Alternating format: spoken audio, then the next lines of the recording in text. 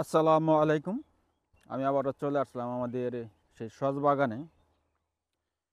তো সজ আর কি বড় হয়েছে। আজকে সকালে ব্যাপারী আসছিল, ব্যাপারী দেখে গেছে আর কি সজ ক্ষেত। তো উনি দাম ওইভাবে বলে নাই, কে বলতেছে আর 2-3 পরে আবার আসবো, এসে দেখে তারপর আর কি দামটা বলবো আর কি।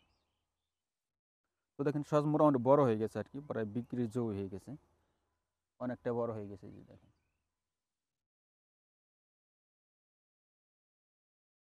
তো পেঁপে ছিঁড়ছি 2 দিন আগে, পেঁপে ছিঁড়ে ফেলছে গাছে থেকে। এর আগে আপনাদের বলছিলাম যে পেঁপে ছিঁড়বো, তো 2 দিন আগে আর কি ছিঁড়ে ফেলছে গাছে থেকে পেঁপে।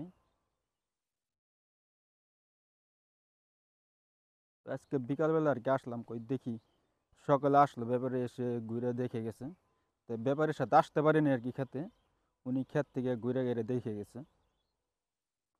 পরে আর কি ফোনে বললো যে ভাই আপনাদের সস ক্ষেত তো দেখে আসছি, তো আর 2-3 দিন পরে এসে তারপরে একটা দাম দর যাই হোক বইলে টইলা নেওয়া যাবে ক্ষেত আর কি।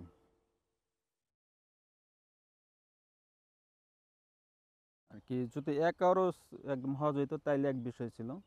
মাঝখানে মাঝখানে আবার ওই যে পেঁপে গাছ আছে, তো মানে যেখানে পেঁপে গাছ আছে ওইখানে মারা গেছে।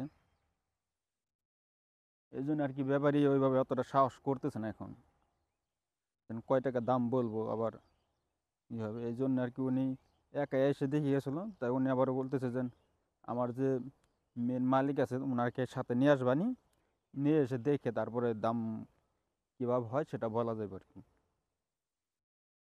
তো পরে এসে আমি বললাম যে ঠিক আছে তাহলে ভাই আপনার মেন মালিক যে তাকে সাথে নিয়ে আসে তারপরে দেখে যায়, দেখে একটা দাম যেরকম হয় ও বইলেন, দোয়া চলে দিব, না হলে অন্য কাউকে না হয় দেখালাম, সমস্যা নেই। তো আর আপনার যে নেওয়াই লাগবে খেতে এরকম বিষয় না, আর আমার যে আপনার কাছে বেচতে হবে ওরকম কোনো ধরা বাঁধার নিয়ম না।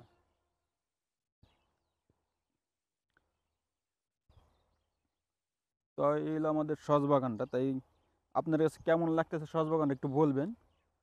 আর আপনাদের জানাশোনা যদি কোনো সসের ব্যবসায়ী থাকে এরকম, তাহলে তাদেরকে হয়তো আসতে বলতে পারেন, তারা এসে হয়তো দেখে যাবে, দেখে যদি নেওয়া চলে নিবে তারা।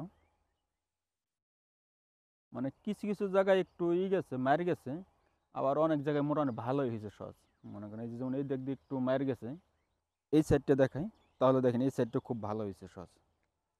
এদিকে সসগুলো একদম অ্যাকুরেট হয়েছে, একদম অনেকটা সুন্দর হয়েছে। আমাদের এটা আবার হলো দেশি সস পাতা, মানে অনেক গেরান এটা, দেশি সস পাতা দেখে গেরান খুব ভালো গেরান আর কি এখানে। হয়তো আপনারা বিরতি অনুভব করতে পারতেছেন না।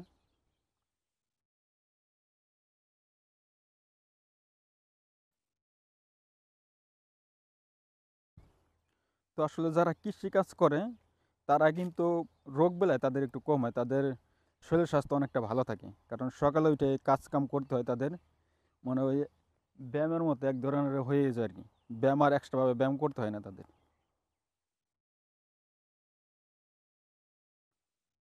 তো আজকের ভিডিওটা এই পর্যন্তই, ভালো লাগলে ভিডিওটা শেয়ার করে দিবেন।